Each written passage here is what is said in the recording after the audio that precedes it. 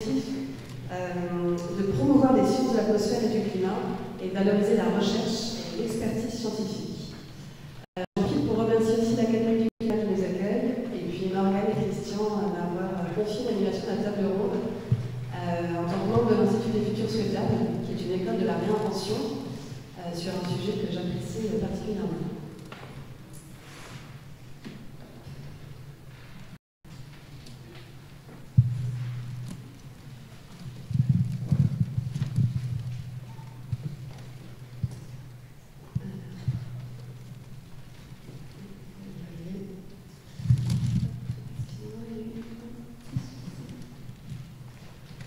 C'est que, donc, on utilise ces histoires, ces récits pour partager avec les autres notre vision du monde. Tu vois, moi, je vois le monde comme ci, comme ça, comme ça.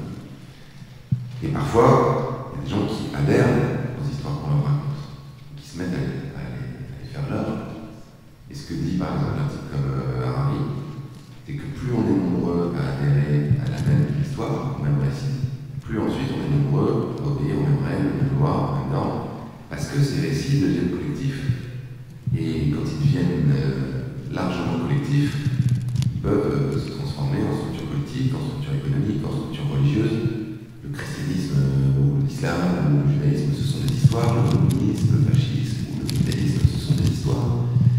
Donc, aujourd'hui, on a besoin de prendre conscience qu'on vit dans un récit. On vit dans plusieurs récits. Et il y a quand même un récit dominant qui donne une sorte de direction à nos sociétés. Et que ce récit n'est qu'un récit. Donc ça n'est pas une réalité immuable. Donc si ce récit a été élaboré par des humains, c'est-à-dire que les humains peuvent le changer, que d'autres peuvent décider de faire émerger d'autres récits.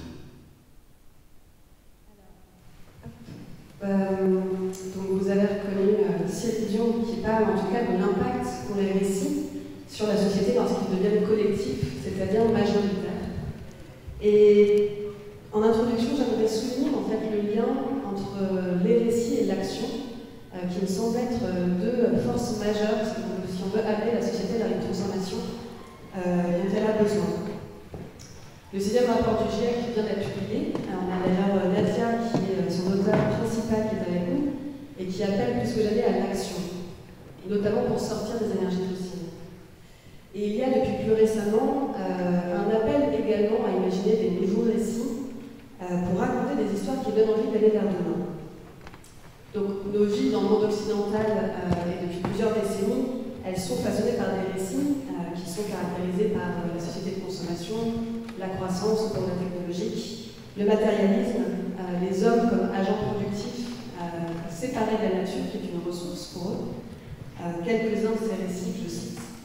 Et on peut dire, en tout cas je pense qu'on peut dire que nos imaginaires sont pollués par des produits qui détruisent la planète et qui reposent sur les énergies fossiles. C'est pour ça que je trouve intéressant pour ouvrir cette table ronde d'écouter ce que dit Edgar Morin, donc ce philosophe et sociologue français, qui dit que la transformation véritable et durable est celle des mentalités. Combattre les sources d'énergie sale est bien, mais ce n'est pas suffisant. C'est une prise de conscience fondamentale sur ce que nous sommes et voulons devenir qui peut permettre de changer de civilisation. Donc on est tous d'accord qu'il n'y a pas de transformation sans action.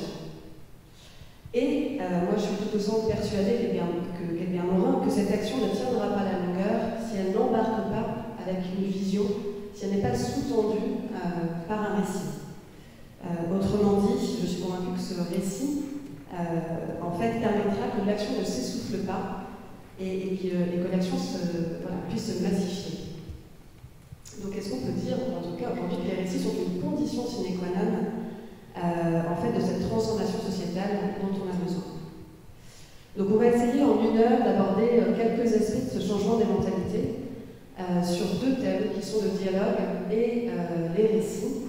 Alors on a un temps très court et puis j'aimerais bien aussi qu'on puisse échanger. Donc je sais que le mot d'ordre entre guillemets est une parole concise et des questions concises. Mais ce qui est très riche aujourd'hui, je trouve, en tout cas sur ce panel 100% féminin, c'est qu'on a 3 femmes qui viennent de mondes très différents. On a donc le monde de la science et de la recherche, avec Nadia Maïzi, qui est professeure à Mines-Paris-Tech, qui est l'auteur principal du 6e rapport du GIEC. On a le monde de la culture, entre guillemets, avec Yasmina Auburtin, qui est consultante éditoriale Imagine 2050 et qui utilise de nouveaux imaginaires pour accompagner les médias, la culture et les entreprises dans la transformation. Et puis on a celui des entreprises avec Claire Tutenu, déléguée générale d'entreprise pour l'environnement, qui est une association qui regroupe une soixantaine de grandes entreprises françaises. Donc un grand merci à toutes les trois d'avoir préparé cette table ronde et d'être là. Donc notre thème aujourd'hui, c'est comment dialoguer sur les transformations futures et contribuer à créer des récits qui parlent à tous. Alors, avant de se tourner vers nos intervenants, j'aimerais bien qu'on commence tous ensemble, parce que je trouve ça plus chaleureux. Et je vais vous demander en fait tout simplement de vous lever si vous êtes d'accord, si la réponse est oui, et de rester assis si la réponse est non. Ce sera très court, mais ça permet de prendre un petit peu de pouls ensemble sur quelques sujets. Selon vous, est-ce que la culture de masse a appauvri notre imagination ?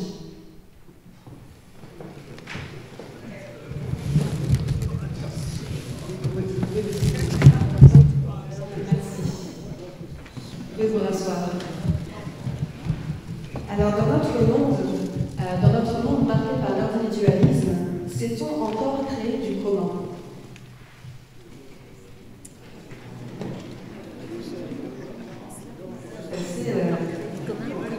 C'est assez mitigé. Ah, il y a de l'espoir. Vous pouvez vous rasseoir. Alors que nous avons plus que jamais besoin d'avancer tous ensemble, doit-on désigner des ennemis dans un nouveau récit ?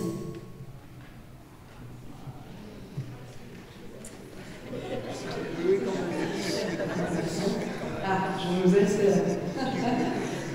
Merci.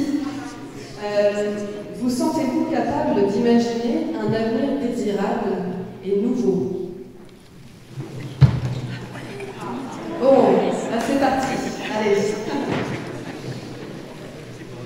Alors, donc pour commencer le dialogue, enfin cet échange, je vais simplement rappeler la définition de dialoguer.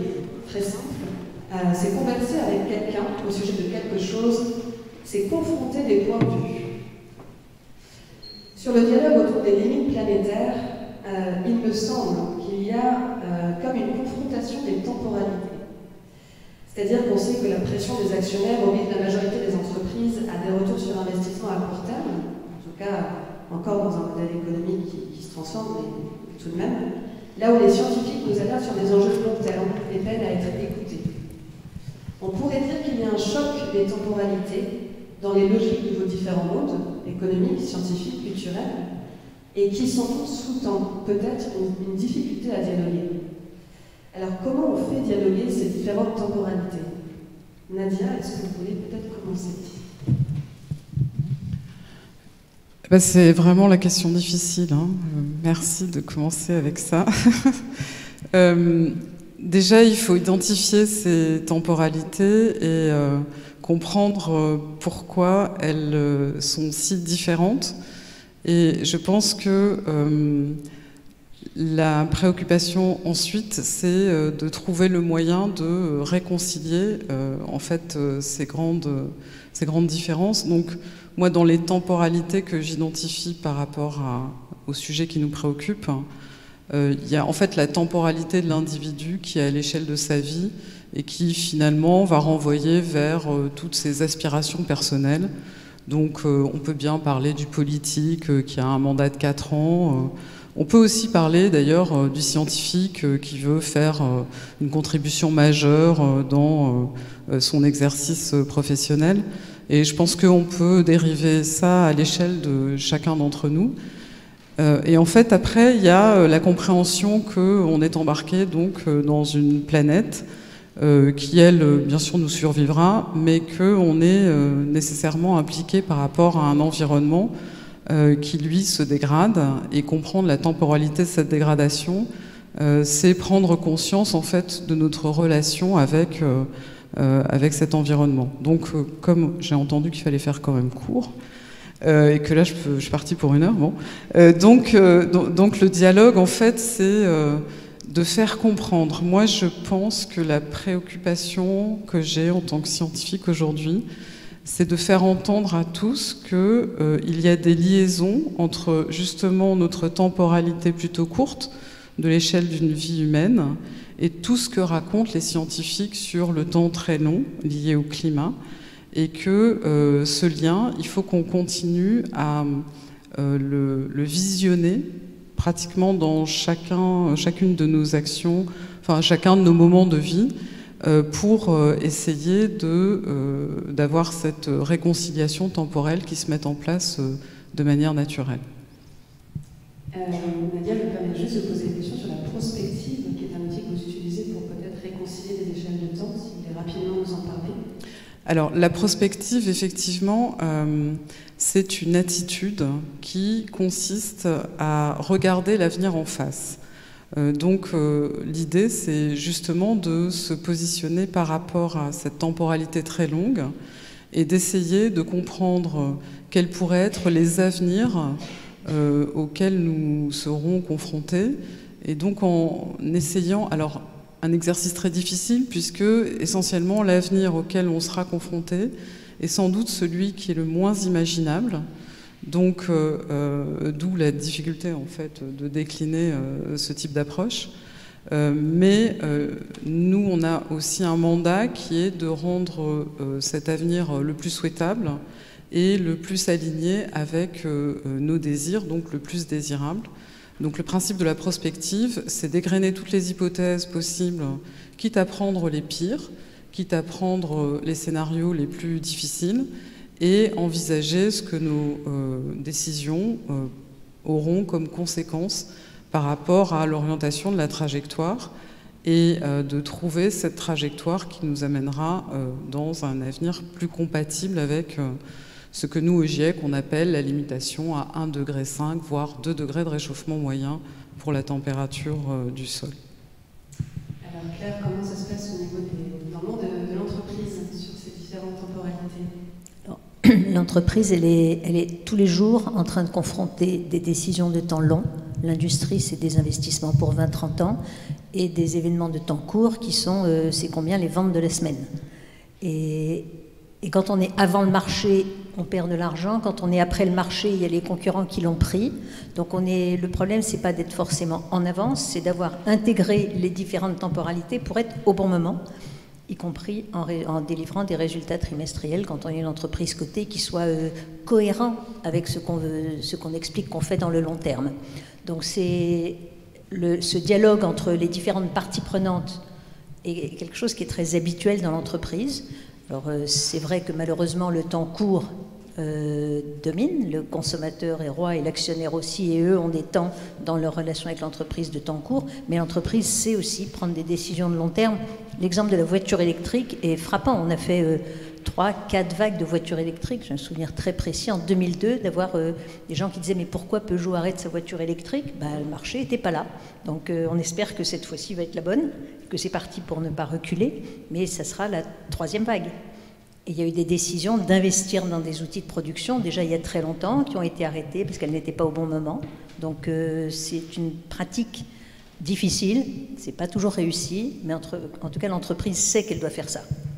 Est-ce que vous avez le sentiment que les enjeux de long terme qui sont supportés par les scientifiques sont une temporalité qui peuvent être intégrées, en tout cas de quelle manière ? Aujourd'hui, il y a quand même eu un vrai changement, qui est que la préoccupation climat est passée d'une préoccupation en plus d'une stratégie, qui faisait un peu du marginal, de l'incrémental, à quelque chose qui est dans le dialogue avec les actionnaires, qui est obligatoire. La taxonomie est une obligation réglementaire pour les actionnaires de regarder ce que fait l'entreprise dans laquelle les financiers investissent. Les financiers ont cette obligation. Les entreprises ont des obligations de reporting fortes. Et aujourd'hui, depuis 5 ans, la plupart des entreprises ont ça comme axe stratégique majeur. Donc ça ne veut pas dire que ça va assez vite. On peut même dire les résultats montrent que ça ne va pas assez vite, mais en tout cas, elles sont en train d'investir lourdement dans cette transition. Mais non exclusivement, parce qu'il y a cet arbitrage court terme, long terme. Yasmina, sur le monde de la culture. Alors, je pense que vous êtes là. Il faut appuyer en dessous.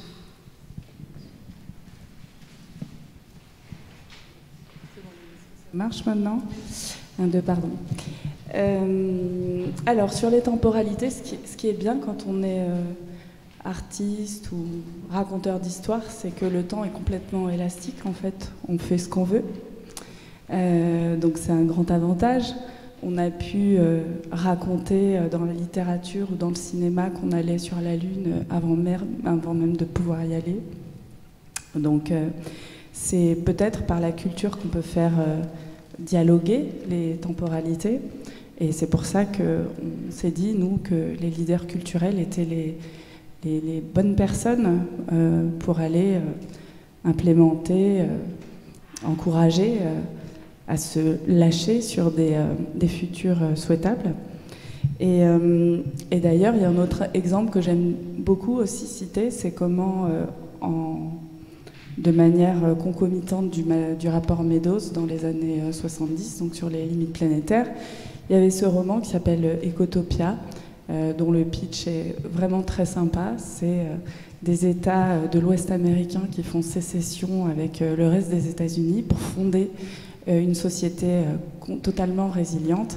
Et donc, ils ferment les frontières. Et le récit de ce roman, c'est le premier journaliste qui est autorisé à venir enquêter sur comment on vit dans ce pays, Ecotopia. Et si vous lisez ce roman, finalement, il y a plein d'ingrédients qu'on va retrouver dans le livre de l'économiste Timothée Paric aujourd'hui. Donc là, on voit aussi un vrai dialogue dans le temps. Alors, je mettrai quand même un petit bémol sur ces histoires de liberté qu'on aurait dans tout ce qu'on raconte dans les contenus, qu'ils soient journalistiques, fictionnels, publicitaires. C'est que là, on se heurte quand même à cette idée que c'est jamais le moment. Chez les gros diffuseurs, c'est jamais le moment parce que le grand public est accablé par des nouvelles toujours plus compliquées les unes que les autres. On en fait l'expérience aujourd'hui avec les retraites qui viennent invisibiliser finalement les derniers résultats du rapport du GIEC. Donc, à la fois, il y a une grande liberté, une possibilité de vraiment créer des ponts assez enthousiasmants. Et en même temps, il y a ces petits freins qui sont des pensées limitantes, parce qu'en réalité, aborder ces sujets dans les récits, on n'est pas forcément obligé d'être anxiogène et de porter la mauvaise nouvelle, mais au contraire, raconter des futurs qui peuvent être enthousiasmants. Il y a une grande éducation à faire par rapport à ça. Alors, on dit que le plus difficile dans l'art du dialogue, ce n'est pas de parler, mais c'est d'apprendre à écouter. Donc, dans les mondes dans lesquels vous évoluez, qui, à votre avis, a du mal à écouter et dont la voix vous paraît importante pour construire demain? Et parmi ces personnes qui sont peut-être trop peu écoutées par vos différents milieux, est-ce qu'il y a des messages que vous avez entendus qui vous paraissent intéressants à prendre en compte? Alors, je ne sais pas si Claire, peut-être, vous voulez commencer. Allez, je me lance. Les femmes. Dans le monde de l'entreprise, il y a une grande tentation technosolutionniste, comme on dit maintenant très joliment, que la technologie va le faire.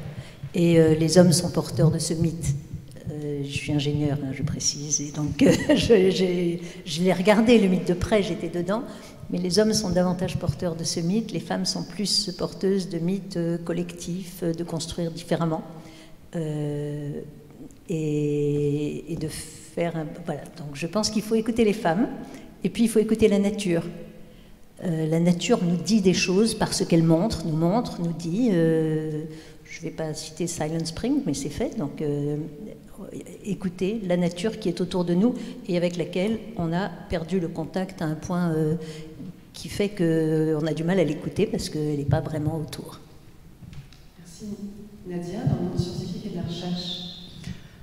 Alors, les femmes scientifiques... Non, je plaisante. En fait, je pense que le scientifique lui-même n'est pas écouté parce que, en fait, peut-être il y a une incompréhension de ce que c'est qu'un scientifique. Un scientifique, ce n'est pas forcément quelqu'un qui sait absolument tout de manière certaine, mais c'est quelqu'un qui explore, qui investigue, qui creuse et qui a donc des connaissances qui méritent d'être remontées et d'être entendues.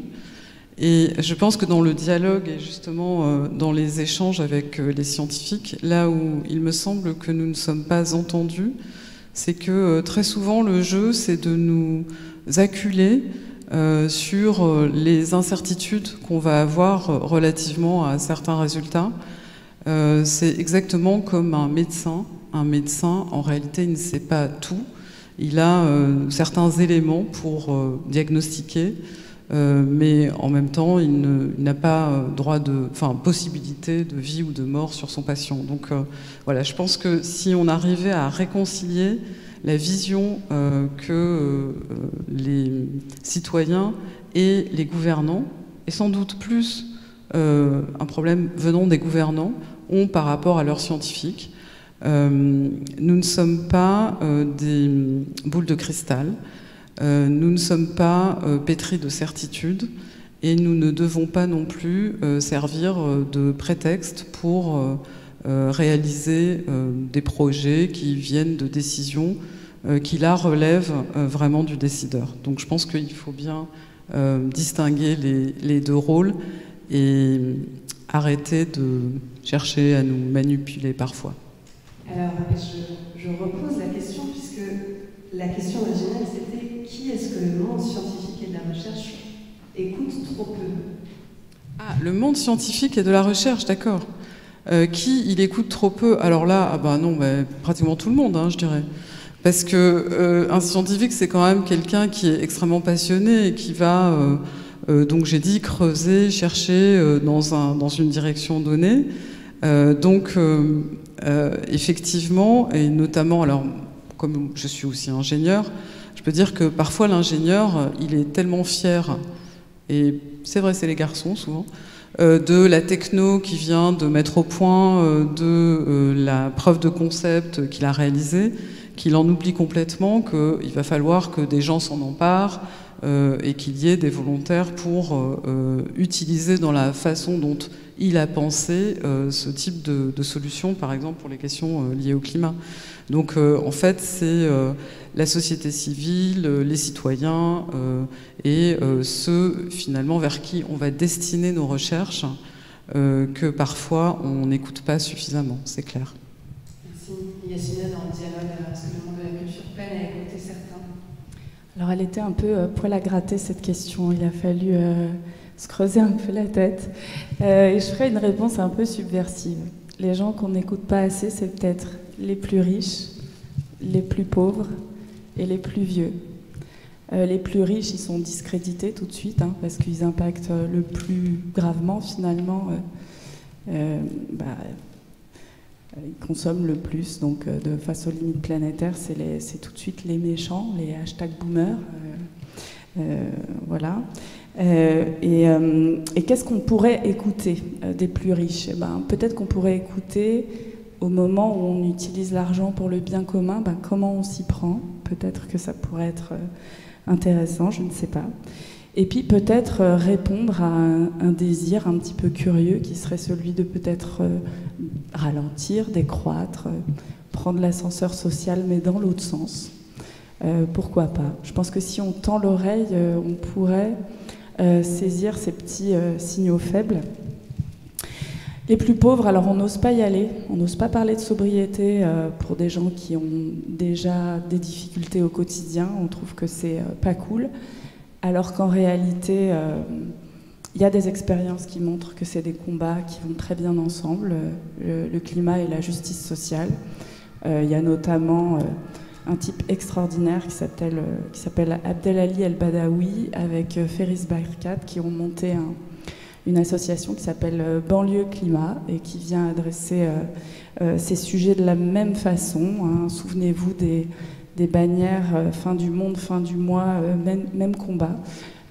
Donc oui, on a beaucoup à écouter des plus pauvres et même dans des pays qui rêvent à ce développement du consumérisme et de eh bien, il y a un enjeu aussi d'aller leur dire qu'ils ont des modes de vie qui sont peut-être plus compatibles et vertueux et les rendre désirables pour éviter qu'ils aient finalement envie d'embrasser nos modes de vie dont on sait qu'ils sont pas très vertueux pour les limites planétaires. Et puis les plus vieux, ils incarnent les 30 glorieuses. #boomer, c'est nous qui avons cramé la planète et j'en fais partie. Et pourtant, il y a aussi dans ces populations-là des gens qui sont inquiets pour leurs petits-enfants, qui ont du temps et qui ont des moyens, qui peuvent mettre à la disposition des transitions. Et là, je pense à une association qui s'appelle Grands-parents pour le climat. Donc voilà, tous ces gens qu'on pourrait écouter d'une oreille un peu plus bienveillante, en fait. Alors, sur les récits, on a Valérie Masson-Delmotte, mais comme beaucoup d'autres qui nous disent, construisons des récits entre les générations maintenant. Il est temps. Moi, ce que j'aimerais bien vous poser comme question, c'est, avant de construire des nouveaux récits, est-ce qu'on n'a pas des récits à déconstruire qui façonnent encore beaucoup nos codes de la société actuelle? Et si vous aviez, en tout cas vous, peut-être un récit, quelques récits dans lesquels vos mondes vous semblent encore enfermés, et qu'il faudrait déconstruire, mais quels ce seraient? Est-ce que Nadia voulait commencer? Alors, les scientifiques sont très enfermés dans leurs récits, parce que déjà, ils sont très enfermés dans leur discipline académique. Et je pense que ça, c'est un premier blocage. Donc, la question, c'était un récit dans lequel le monde scientifique dans lequel on est très bloqué. Bah, voilà, je pense que ça, c'est vraiment pour moi le principal blocage, parce que par rapport à cette question du climat, je pense qu'il faut absolument casser les silos et qu'il faut mettre toutes les disciplines en mouvement ensemble pour maintenant rentrer dans le temps de l'action et du déploiement des solutions. Et donc cette perspective, elle ne pourra se faire qu'en agrégeant les savoirs et en réalisant une osmose en fait entre toutes nos compétences. Donc je pense que vraiment c'est pour moi le point majeur. Sinon on continuera à promouvoir pour certains des recherches extrêmement pointues sur une technologie qui serait celle qui réglerait absolument toute la question. Or, cette idée-là, je pense, est aujourd'hui totalement galvaudée. Ce serait l'approche des enjeux et des solutions en silo, le récit, dans lequel le monde scientifique serait coincé? Complètement, ce serait le fait, tout à l'heure vous en parliez, d'opposer, de dire qu'il y a ceux qui savent et qui sont dans la bonne direction de déploiement, même de recherche scientifique, contre ceux qui ne savent pas et qui ne se sont pas associés à cette direction-là. Je crois qu'il faut arrêter de faire des oppositions. Et derrière les oppositions, je pense à des oppositions de type de technologie, des oppositions de type de solutions. Il faut vraiment maintenant avoir une proposition qui agrège absolument tout, puisqu'on sait que, premièrement, on est très en décalage par rapport à ce qu'on aurait dû faire, et deuxièmement, on doit revoir, au-delà même de ces enjeux techniques, des consciences, des valeurs, des normes qui ne nous emmènent absolument pas dans la bonne direction. Merci. Alors Claire, le monde économique, selon vous, dans quel récit est-ce qu'il est coincé, qu'il faudrait abandonner? Il est coincé dans un récit qu'il projette, qu'il a projeté, qui a marché depuis très très longtemps en fait, qui est, je dirais depuis le début du XXe siècle au moins, qui est que le bonheur est dans plus de consommation. Et de plus de consommation et plus de produits. Boris Vian a écrit des chansons magnifiques sur la moulinette et vinaigrette, là, je ne sais plus comment c'était. Et ce mythe, qui était... donc Boris Vian savait que c'était un mythe, mais qui était quand même celui des 30 Glorieuses, clairement ne s'applique pas à 8 milliards de personnes. Et donc ce mythe du bonheur en consommation indéfinie est à déconstruire et à remplacer par un autre, qui d'ailleurs est à l'origine de la raison d'être de PE, qui est le monde économique. Il est quand même dans le toujours plus. Donc c'est plus de prospérité, terme à redéfinir. C'est une seule planète et un monde prospère. Donc voilà, PE essaye de, modestement et avec quand même un peu d'hésitation, de garder une partie du mythe qui est le mythe de la croissance, de la prospérité, en donnant un nom différent qui n'est pas juste la prospérité matérielle, mais quand même en déconstruisant toujours plus de consommation de produits. Voilà. Donc ça c'est le premier. Le deuxième, c'est un mythe plus court, c'est un mythe qui s'appelle besoin. Le besoin du client, le besoin du consommateur, le besoin du marché. Dans 10% des cas, c'est vraiment des besoins, et dans 90% des cas, c'est du désir, de l'envie. J'ai besoin d'une nouvelle robe ce soir. Donc ça, c'est un mythe qui n'est pas que le mythe du monde économique, ou alors c'est le mythe du monde économique, sachant que nous sommes tous des acteurs économiques. Mais c'est un mythe à déconstruire, clairement. Merci, Yasmina. Les raconteurs d'histoire, ils sont coincés dans ce mythe-là aussi. C'est l'imaginaire dominant. Hein. L'imaginaire, c'est comme une bulle, et finalement, on lutte même quand on veut essayer d'en sortir, mais c'est compliqué. Donc, effectivement, dans les histoires, ça va beaucoup être...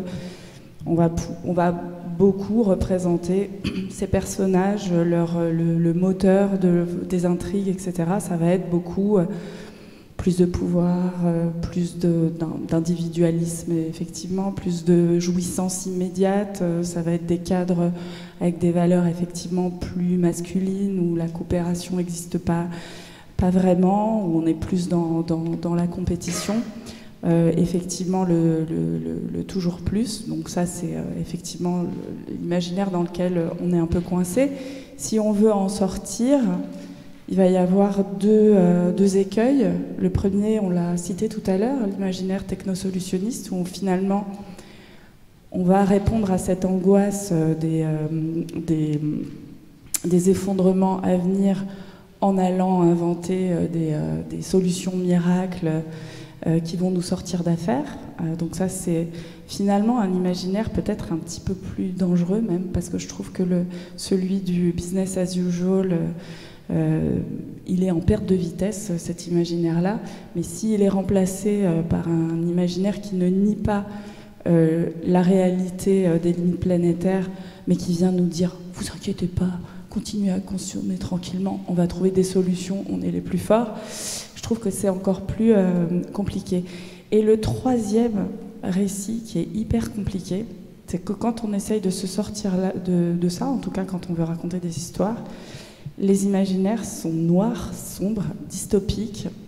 On est dans la fin du monde, et là, aujourd'hui, on est partenaire d'une journée spéciale dans un festival international qui s'appelle Sérimania, donc festival de séries, qui est une composante culturelle majeure dans la construction de l'imaginaire des gens, puisqu'on consomme beaucoup de séries dans le monde et en France aussi.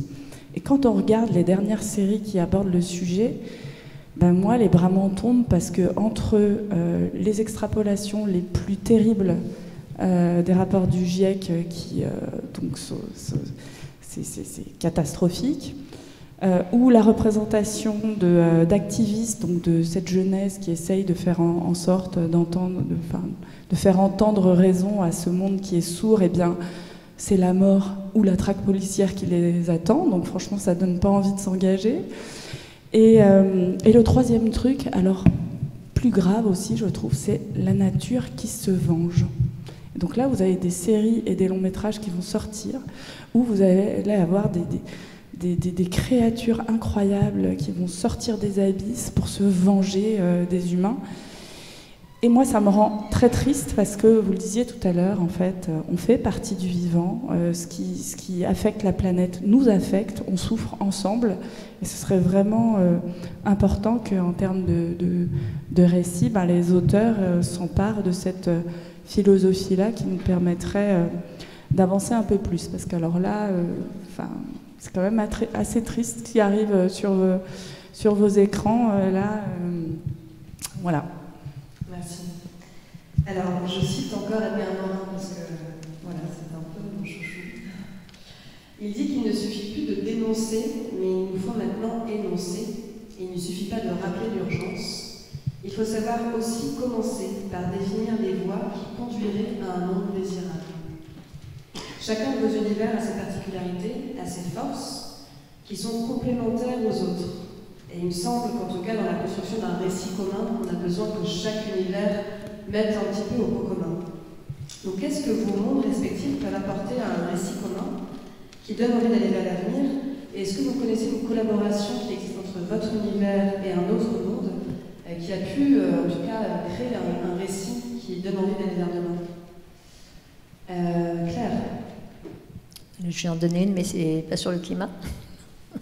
On a monté, alors j'avais envie de dire tout à l'heure à la fin de la séquence, là où on était tous, qu'est-ce qu'il faut déconstruire, on était complètement déprimés, j'avais envie de dire, allez, un petit peu de plus quand même, plus d'intelligence collective.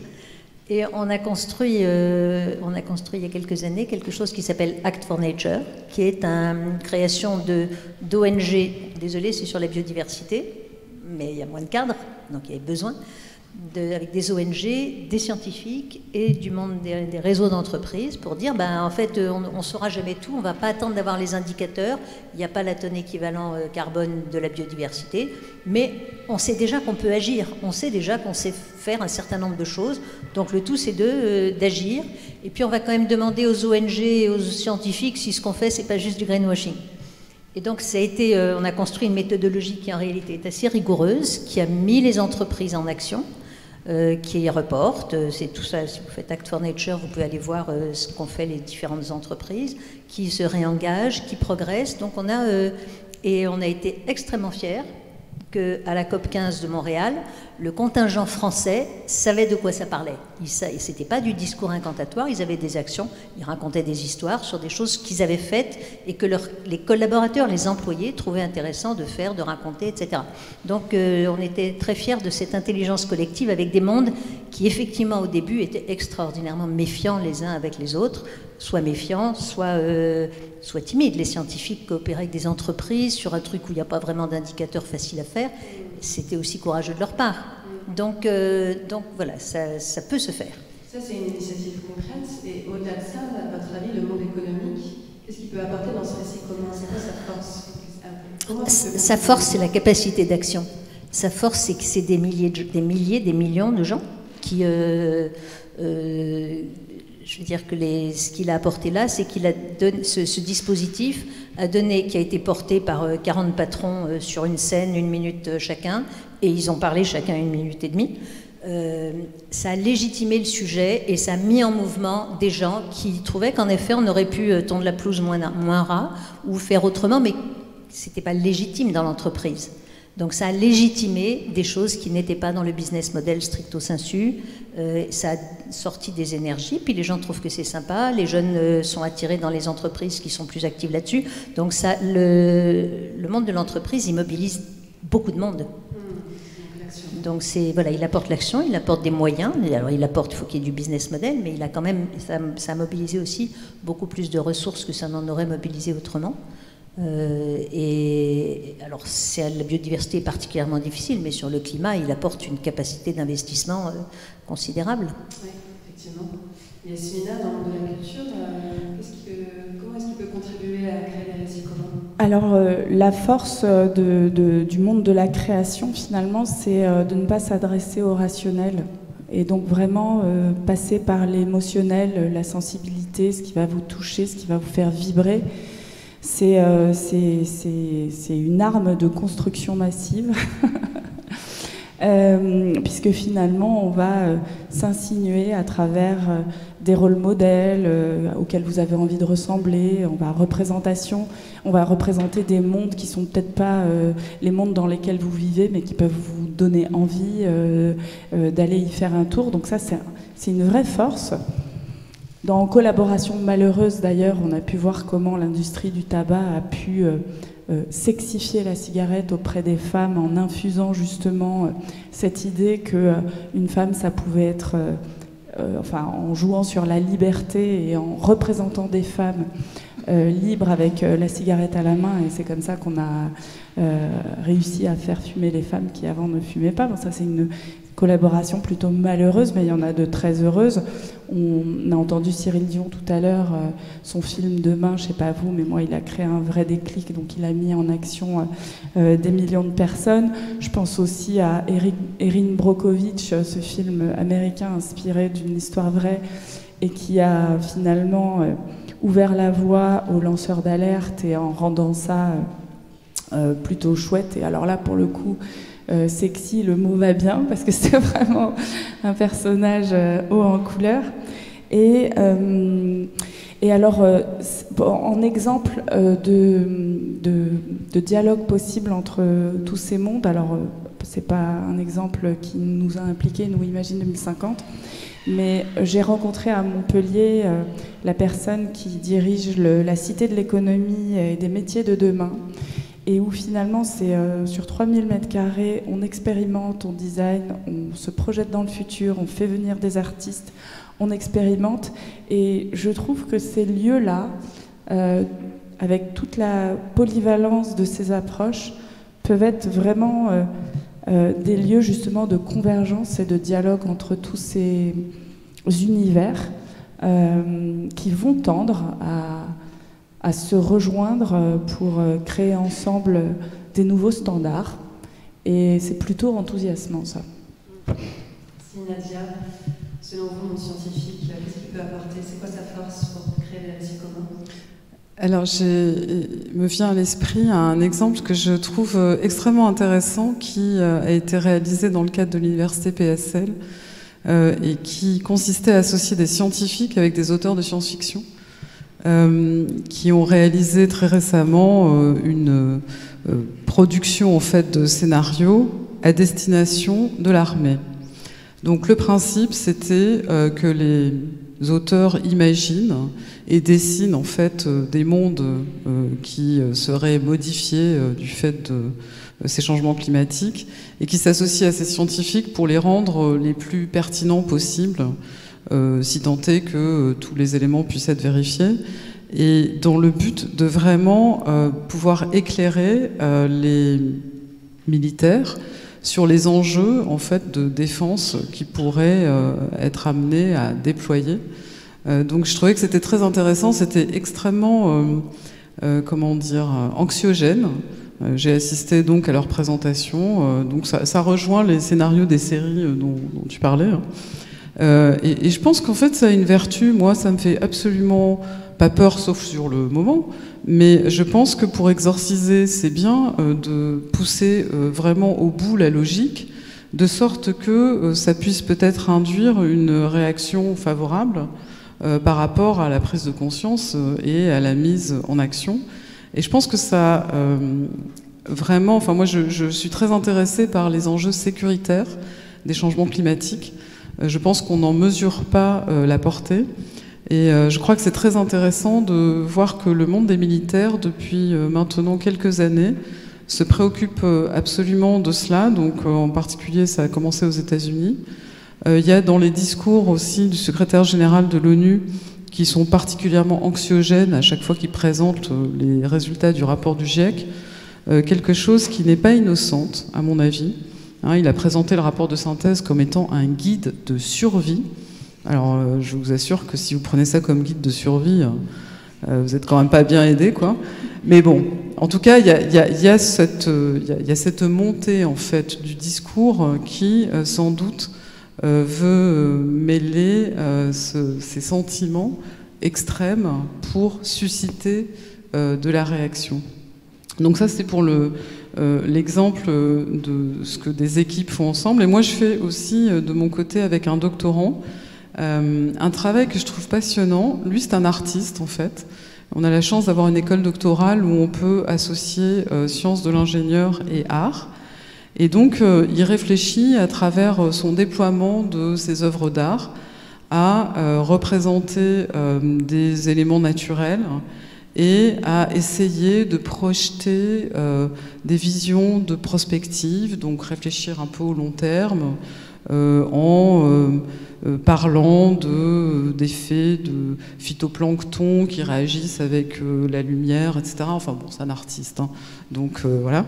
Et donc nous, ça nous a obligés à mettre en place un dialogue extrêmement intéressant, parce que alors là, pour le coup, on casse complètement les silos dont je parlais au départ. Et je trouve que ça permet d'envisager en fait cette question un peu hors des champs classiques, et en sortant des débats complètement stériles sur t'es pour l'hydrogène, non je suis pour la voiture électrique, et qu'est-ce qu'on fait avec le nucléaire, enfin bref, qui nous avance plus trop là. Vous évoquiez aussi qu'une force du monde scientifique et de la recherche pour créer des récits, c'était aussi la capacité à identifier un problème. En tout cas, cette rigueur, cette objectivité dont on peut avoir besoin comme force pour créer des récits demain. Oui, c'est-à-dire que moi je suis vraiment persuadée que donc toute cette anxiété peut-être que certains ressentent, il faut la rendre positive en se disant en fait on est en train de sortir vraiment ce problème de manière très claire d'endroits où il était un peu caché, on se le met devant et une fois qu'on l'a bien identifié, à ce moment-là on va formuler plus clairement les façons de pouvoir s'en sortir et finalement on va avoir dans cette formulation claire un début de solution qui va s'écrire.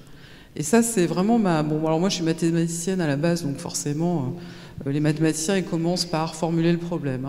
Si tu n'as pas formulé ton problème, je veux dire quelque part, tu n'as aucune chance de le résoudre. Ça c'est notre postulat et notre conviction. Donc là sur ces enjeux-là, c'est vraiment effectivement notre proposition. Mettons les choses à plat, regardons-les en face, et ça ira déjà beaucoup mieux.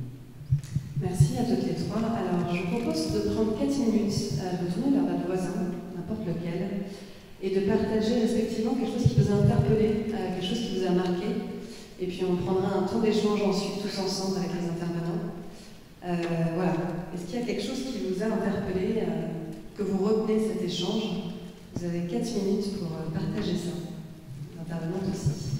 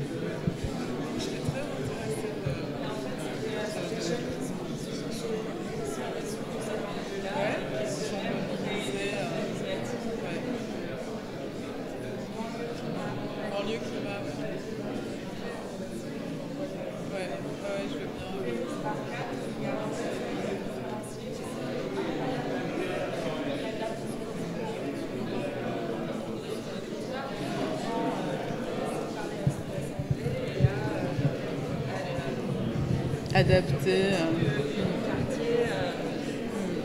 Pas forcément, d'ailleurs, même le niveau scolaire pour appréhender les sujets, parce qu'il y a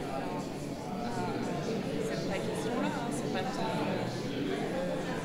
C'est vraiment la question. Je vous invite à changer le niveau scolaire pour appréhender. J'allais dire pour raconter, en tout cas écouter l'autre personne. Il vous reste 2 minutes. Pour le climat, c'est pas mal aussi.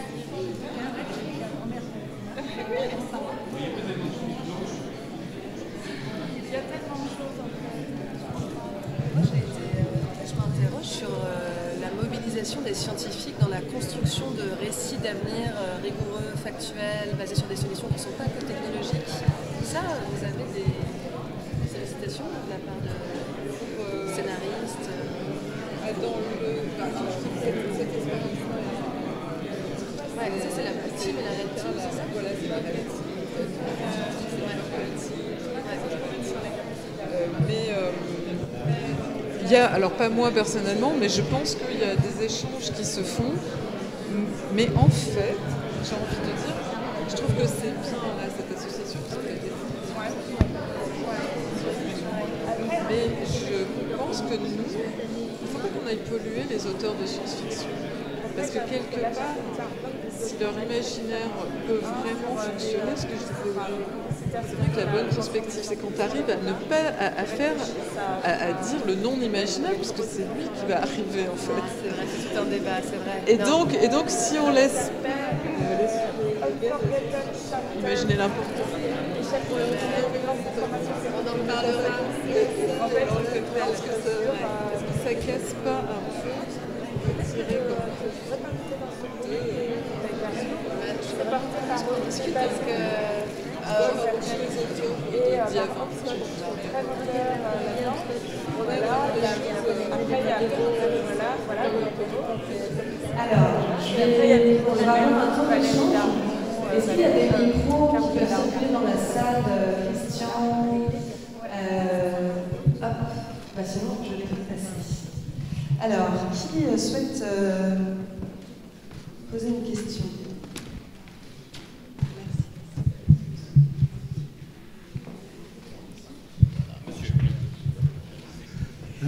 Merci de me donner la parole. Vous avez parlé de récit commun.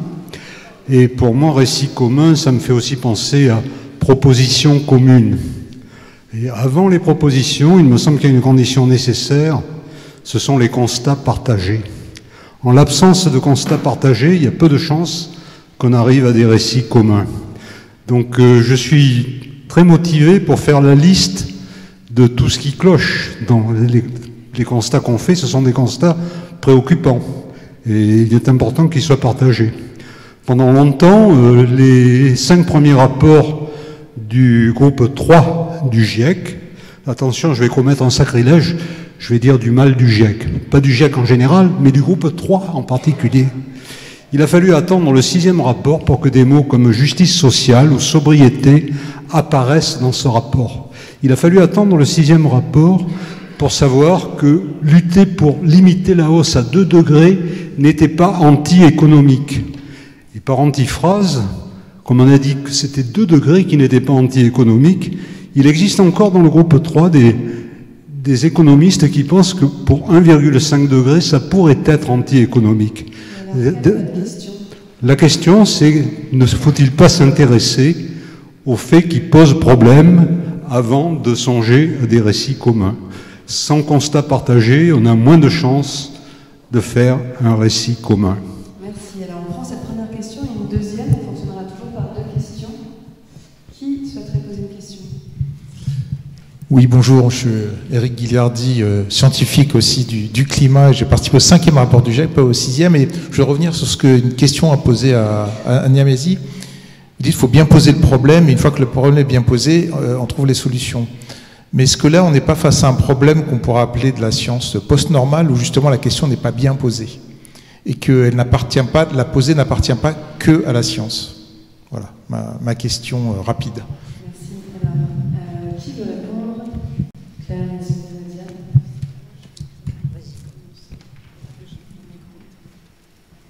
Merci. Je voudrais répondre déjà par rapport au groupe 3 du GIEC.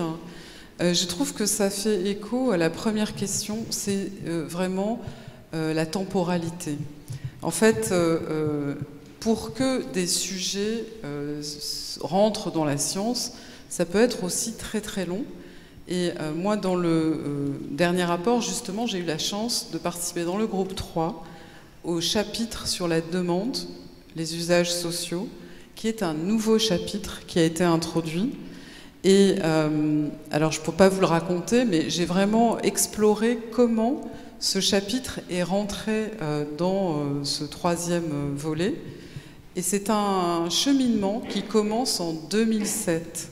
Lors des premières conclusions, il y a l'Inde qui commence à poser des questions sur est-ce que vous avez pris en compte les modes de vie, et les aspects demande sont disséminés dans plusieurs chapitres, en fait, qui sont des chapitres sectoriels.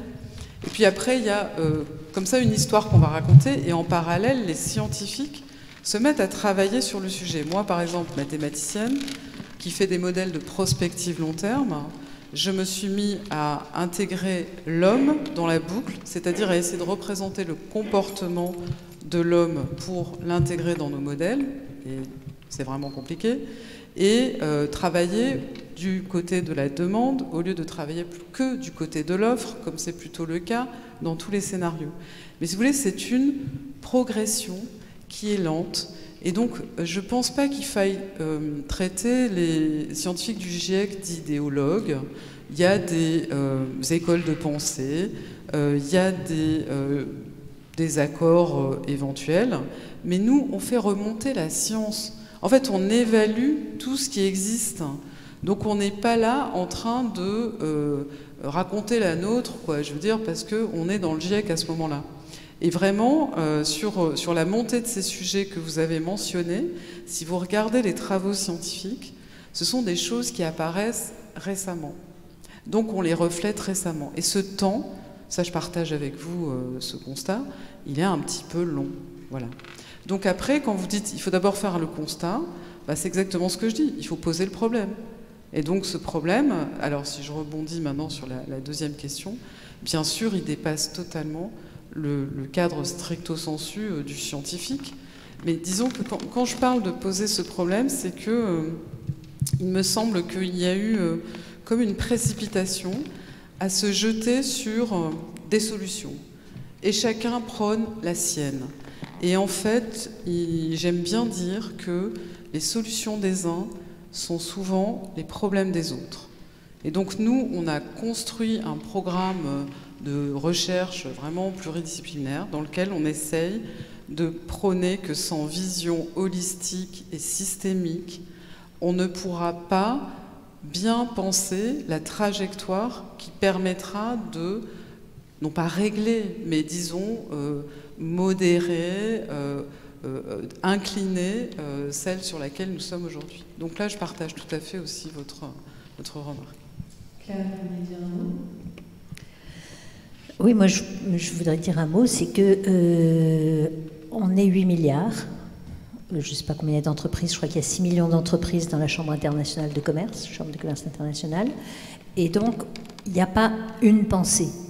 Le GIEC est un récit partagé, mais il n'est pas partagé par tout le monde. Il y a encore des climato-sceptiques, il y a encore des gens qui... je veux dire, il y a énormément de choses. Le GIEC est un tout petit document par rapport à la montagne de solutions dont on va avoir besoin pour surmonter le problème du climat et de la biodiversité. Donc je pense, je vais prendre une analogie, on est 8 milliards et on est un écosystème et on va essayer des tas de choses. Et il n'y a pas une pensée, il n'y a pas une voie, il n'y a pas une trajectoire. Moi, je ne pense pas qu'il y ait une trajectoire. Je pense qu'on va essayer des milliers de choses. Et à la fin, peut-être, les historiens constateront une trajectoire vers quelque chose qui sera pas du tout ce qui est décrit dans le volume 3 du GIEC, je suis désolée de le dire, mais qui sera des choses... Parce qu'on va en inventer des nouvelles et il y en a qui vont tomber, et il y en a qui vont se généraliser, et qui... Donc, il faut essayer. Il y a une chose qui est certaine, c'est qu'on a besoin de tout. On a besoin de toutes les solutions, on a besoin de toutes les bonnes volontés, on a besoin de tous les gens et de toutes les structures et de toutes les entreprises dont certaines vont devoir soit se transformer complètement, soit disparaître. Et en revanche, à quelle vitesse ça va, par où ça commence et par qu'est-ce que ça va contourner, je ne pense pas qu'il puisse y avoir un récit partagé, mais qu'il va y avoir un foisonnement de différentes petites et grandes trajectoires à élaborer les gens, les consommateurs, qui sont aussi, les consommateurs sont des électeurs, sont des épargnants, sont des parents, sont des salariés, donc chaque personne va avoir une trajectoire différente, comme je crois Yasmina le disait tout à l'heure, et chaque structure, chaque entreprise, chaque État, etc. Et aucune filière ne va faire la solution. Donc on n'aura pas un récit partagé avant que les historiens n'aient refait l'histoire dans 500 ans, s'il en reste. Qui souhaiterait poser des questions intervenantes?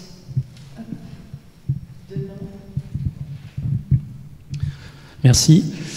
C'est très enrichissant tout ce qu'on entend là. Jean pourrait peut-être en parler mieux que moi, mais il me semble que le premier rapport du GIEC évoquait déjà la nécessaire réduction des inégalités sociales pour faire face au changement climatique. Ça ne date pas du dernier rapport.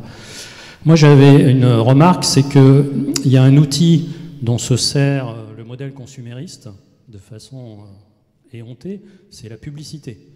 Et c'est ça qui sert de base à son maintien aujourd'hui. Donc est-ce qu'on n'aurait pas un moyen finalement de mettre un peu ces publicitaires au service d'autre chose que du modèle de consommation? Et ça nécessite sans doute des moyens financiers. Merci. Et une autre question?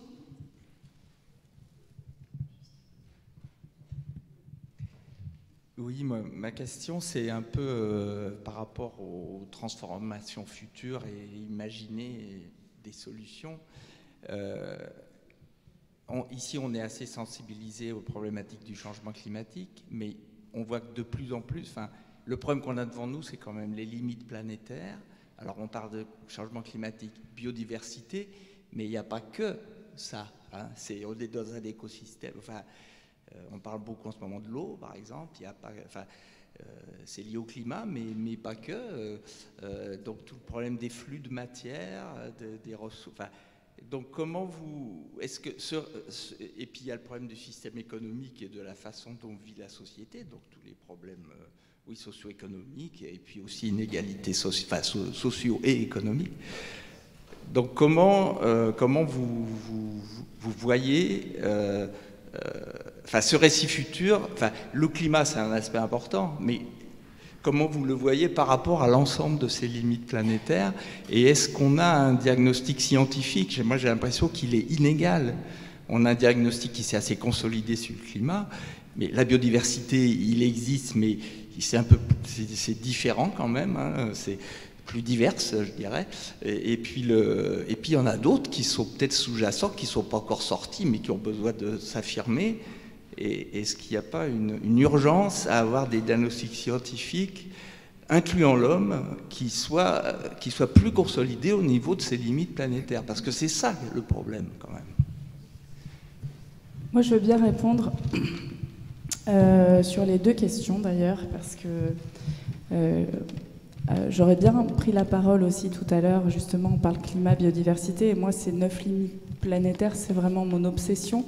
D'autant que moi, mon point d'entrée dans les effondrements, c'est pas du tout le changement climatique, c'est les flux biogéochimiques du carbone, du phosphore et de l'azote, pardon, parce que je me passionnais pour l'agroécologie et qu'effectivement, c'est assez grave, les entités nouvelles. Enfin, souvent, je dis, si on prend le temps de diagnostiquer et d'expliquer et de trouver les solutions, si on prend le temps qu'on a pris pour expliquer l'effet de serre, le changement climatique, si on prend ce même temps pour les 9 limites, il va se passer 150 ans. Et mon parti pris, puisque je suis du côté des récits, c'est d'aller vers les modes de vie qui pourraient répondre de manière systémique à tous ces enjeux-là, et du coup de sourcer des modes de vie, des utopies concrètes où vraiment les gens mesurent leur impact direct sur leur environnement. Donc faire remonter ces histoires-là, moi c'est l'outil que j'ai imaginé et qui me va bien. Et sur la publicité, moi pour avoir travaillé une dizaine d'années avec des créatifs publicitaires, ils ont ce génie-là, et c'est parce que c'est vraiment directement arrivé des neurosciences, et ce que je vous disais tout à l'heure de cette capacité à aller infiltrer des zones de votre cerveau, un peu malgré vous, au point de vous faire acheter tout un tas de choses dont vous n'avez pas besoin. Imaginez quel talent. Eh bien, tout ce talent-là, je me dis qu'il peut être mis au service de justement ces nouveaux usages, ces nouvelles manières de vivre, cette sobriété qui peut être joyeuse et enthousiasmante. Et la bonne nouvelle, sachez-le, c'est qu'il y a des publicitaires qui, en ce moment, font ces constats-là, se réunissent, essayent d'imaginer des solutions. Il y a beaucoup de dissonance dans les gens qui font ces métiers-là. Et moi, j'ai beaucoup d'espoir pour que ces types de narrations qui sont très efficaces, un spot de 12 secondes peut vous faire changer votre perception d'un fait ou de votre manière d'être ou de vivre. Donc voilà, moi j'ai beaucoup d'espoir que ces métiers se mettent au service de la transition de manière extrêmement efficace. Nadia, Claire, est-ce que vous voulez répondre? Oui, je voulais répondre sur le sujet de la publicité qui pourrait véhiculer d'autres messages. Oui, mais la publicité, elle est au service de clients.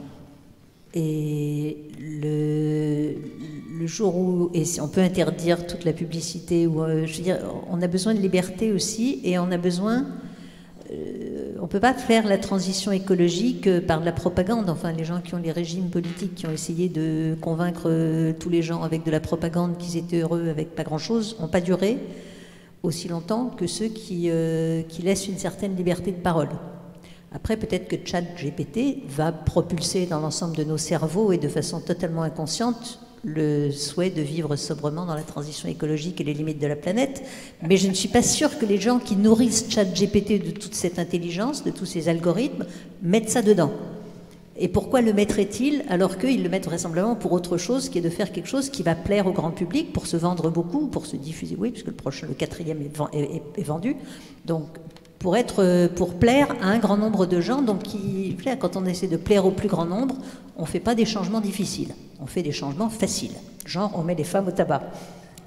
Donc, c'est idiot. Donc voilà, qui va organiser cette publicité si ça n'est pas des gens comme vous qui parlent leurs voisins et qui convainquent leurs voisins qu'en effet, c'est ça que ça serait bien qu'il y ait autre chose.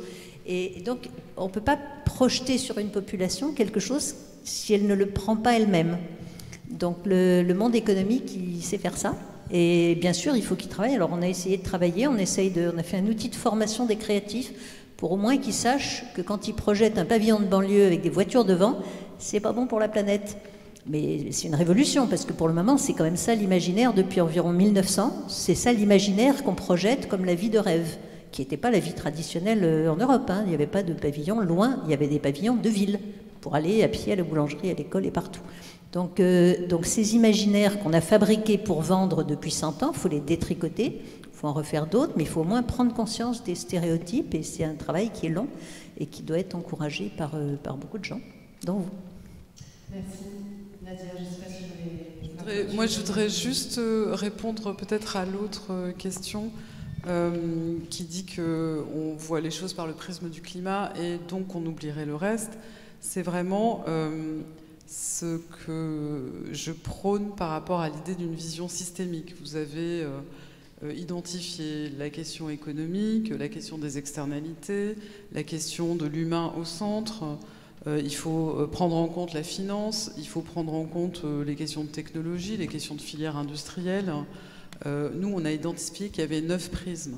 Et en fait, le point, c'est que, bien sûr, on va attaquer par un prisme, parce qu'on a chacun un tropisme.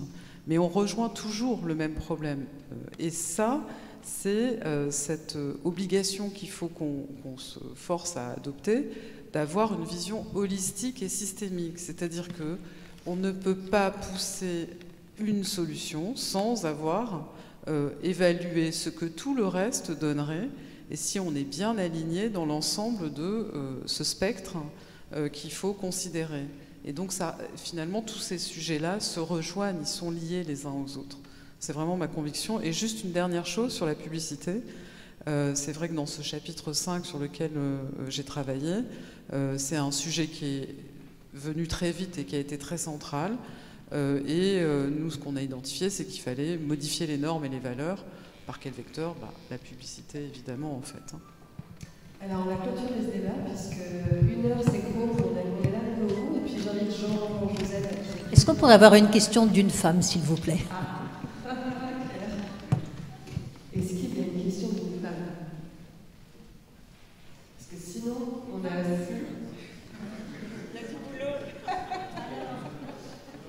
Alors, je crois qu'il y a une question.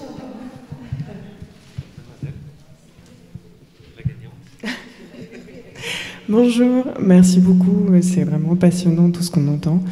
J'ai une question. Pardon, excusez-moi. Ça serait par rapport au récit, parce que c'était un des fils conducteurs de toutes ces conversations. J'ai l'impression qu'il y a à la fois la nécessité d'un récit collectif et en même temps la nécessité de récits individuels qui à la fois parlent à un niveau individuel, qui mobilisent à un niveau individuel, mais en même temps qui soient en cohérence avec nos objectifs collectifs. Et la question, c'est est-ce que finalement c'est possible d'avoir une conjugaison entre ces récits individuels et ce récit collectif qui doit être plus ou moins unique ou qui doit tendre vers quelque chose de cohérent vis-à-vis de tous nos objectifs. Voilà. Je vous invite à une réponse concise. Merci. Oui. Oui. Oui, on a déjà réussi, donc... C'est la meilleure question qu'on nous ait posée, et la réponse est facile, tous debout pour oui, c'est ça? C'est possible, mais ce qui est bien, c'est qu'on va pouvoir mêler l'utile à l'agréable avec le cocktail à la fin, puis je vais laisser Jean-Joseph clôturer. Alors, je vais prendre un autre micro, parce que moi, je suis un peu... Merci. Alors, tout d'abord, bien sûr, merci Delphine d'avoir animé donc ce débat Voilà, merci à Yasmina, Claire, Nadia. Merci, c'était passionnant. Merci beaucoup. Alors, moi, j'aimerais dire que ce débat se place à l'intersection de deux événements complémentaires. Donc, nous avons eu depuis ce matin le conseil d'administration puis l'Assemblée générale de Météo et Climat. Et traditionnellement, nous terminons cette journée par une conférence. Voilà. Donc, c'est ce que vous avez fait. Vous avez participé à cette dynamique de Météo et Climat.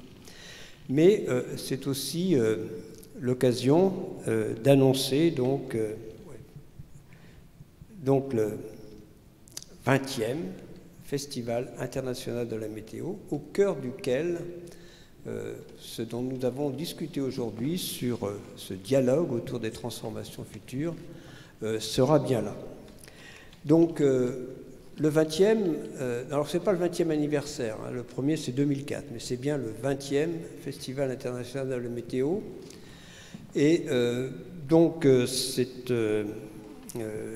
voilà, et bon, bien sûr, ce que je souhaiterais faire également, avant de rentrer dans ce détail, c'est remercier, je vois Serge qui est là et beaucoup de monde, remercier donc ces deux événements, ils ont pris place ici à l'Académie du Climat. Voilà, je souhaite vous remercier, c'est assez formidable cette Académie. Merci à ceux qui l'ont mise en place, Serge et tous ceux qui sont là de l'Académie. Merci de votre accueil, c'est formidable.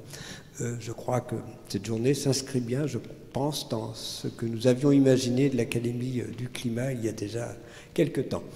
Voilà, donc merci beaucoup à vous tous et à tous ceux qui ont participé à l'organisation de cette journée, que ce soit, disons bien sûr, à l'Académie ou au sein de l'association. Voilà, et puis bien sûr pour le forum Christian. Donc maintenant, donc, journée d'introduction à ce forum. En quelque sorte, c'est une journée de lancement à ce forum, à ce 20e Forum international de la météo et du climat. Donc voilà, 6 au 8 octobre. Avec un volet grand public et scolaire. Donc voilà, c'est tout à fait classique. Alors, ce qui n'est pas classique quand même, c'est peut-être, alors on a essayé de revenir aux sources, c'est le lieu. Effectivement, il aura lieu à la Cité des sciences et de l'industrie, donc à la Villette, hein, pour faire plus simple. Tout le monde connaît, c'est un peu loin, mais c'est facile, c'est quand même facile d'accès. Voilà, donc organisé, alors ça sera organisé juste à l'entrée, hein, ce sera gratuit, hein, c'est quand même important de le dire. Il y aura, je ne sais pas combien de mètres carrés alors, 280 ? Non, je ne sais plus. 300, alors on va dire 300. Voilà. Voilà, avec ce volet grand public, du 6 à 8 octobre, donc tourné aussi vers les scolaires. Voilà, et puis autour des enjeux du climat et de la biodiversité. Un volet professionnel international, avec donc un colloque scientifique, dont le titre est à peu près le titre, alors... Le titre exact, je crois que c'est même le titre exact de la conférence aujourd'hui, un dialogue autour des transformations futures, c'est bien ça l'idée. Et puis, bien sûr, ce Media Workshop, hein, c'est toujours une des caractéristiques, une des forces de notre forum, d'avoir les présentateurs météo de toute cette planète qui sont présents, c'est très important. Voilà, donc, au point de vue de la... Je ne sais pas s'il y a un autre transparent, mais j'ai ça, je ne sais pas. Moi. Alors, je crois, Jean, que Christian vous fait un signe. Qu'est-ce qu'il dit, Christian? Qu'est-ce que je dois faire? Mais non, Christian, il sait que je vais bien me conforter. Alors, quand même, donc, je redis, donc, voilà, sur le volet professionnel, quand même, j'ai quelques précisions. Donc, il rassemblera scientifiques, collectivités, entreprises, journalistes et présentateurs météo, voilà, à travers son programme de 2 jours. C'est à peu près tout ce que j'ai dit. Le titre, je l'ai dit. Voilà, mais il sera piloté par un comité scientifique et nous sommes très heureux que Valérie Masson-Delmotte ait accepté d'en être la présidente. Voilà, elle est très impliquée encore dans le rapport du GIEC. Elle s'en sort tout juste, mais voilà, elle s'occupera de ces aspects. Et puis, bien sûr, sur le Media Workshop lui-même, ça sera aussi autour de la communication scientifique. Terminé donc bien sûr par c'est une tradition, donc il y a un parrainage, et donc nous avons 2 parrains prestigieux cette année, donc à cette occasion, Chloé Nabédian, donc, voilà, Chloé, représentatrice météo, très engagée, bien sûr, sur les problèmes d'environnement, et Jamy, alors tout le monde connaît Jamy, alors Jamy Gourmaud, il faut que je dise ça, me dit Christian, alors Jamy quand même, donc sont le parrain et la marraine de cet événement début octobre. Voilà, donc moi je remercie tous ceux qui soutiennent l'organisation de ce forum. Voilà, donc je redis aussi qu'on a besoin de vous, hein, bien sûr, du soutien des entreprises, et que les équipes, Christian et toute l'équipe organisatrice, prendra contact avec vous, avec les acteurs de la société civile des entreprises, pour voir, disons, comment on peut effectivement, disons, avoir votre soutien. Merci à l'avance, et puis effectivement, je renouvelle mes remerciements à toutes les 4, et renouvelle aussi l'invitation que Delphine, tu as faite, de nous retrouver au cocktail. Merci beaucoup à vous tous, et merci. Un grand merci.